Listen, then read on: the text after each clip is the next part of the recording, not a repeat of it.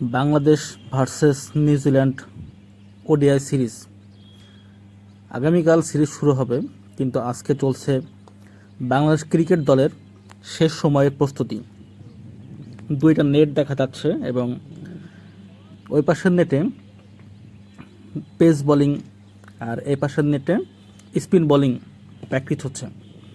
চারজন ব্যাটার সৌম্য সরকার এবং তানজিদ তামিম, এবং ওইদিকে আছেন সাইফ হাসান এবং নাজমুল হাসান শান্ত। এই চারজন ব্যাটিং এবং পেস বোলিংয়ের দায়িত্বে আছেন। একজন নেট বোলার আছেন এবং শরীফুল ইসলাম আছেন সদ্য পিএসএল থেকে আসা। পাকিস্তান থেকে তাকে উড়িয়ে নিয়ে আসা হয়েছে নিউজিল্যান্ড সিরিজের জন্য। এবং আরেকজন স্পিরিট স্টার,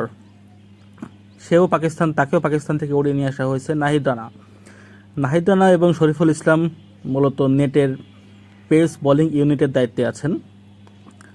এদিকে যদি স্পিন বোলিংয়ের দিকে তাকাই, তাহলে বাংলাদেশের ক্যাপ্টেন মেহেদী হাসান মিরাজ এবং লেগ স্পিনার তানভীর আহমেদ, এই দুজন দায়িত্ব আছেন এবং দুজন থ্রোয়ার সহ চারজন আছেন।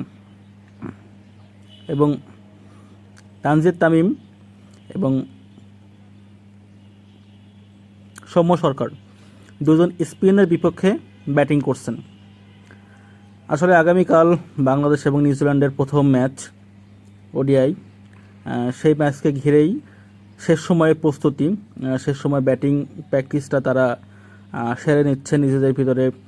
পেস বলে এবং স্পিন বলে দুইটা দিকেই তারা ব্যাটিং করছেন।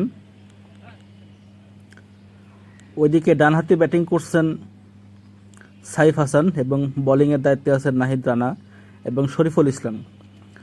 নাহিদ রানা কি কালকে গতির ঝড় দেখিয়ে নিউজিল্যান্ডের ব্যাটিং লাইন আপের ভূমিধস ঘটাতে পারবে কিনা, সেটা দেখার অপেক্ষায়।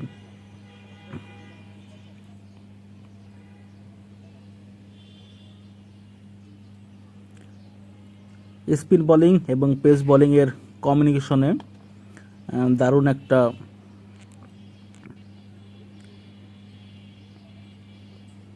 প্র্যাকটিস সেশন চলছে।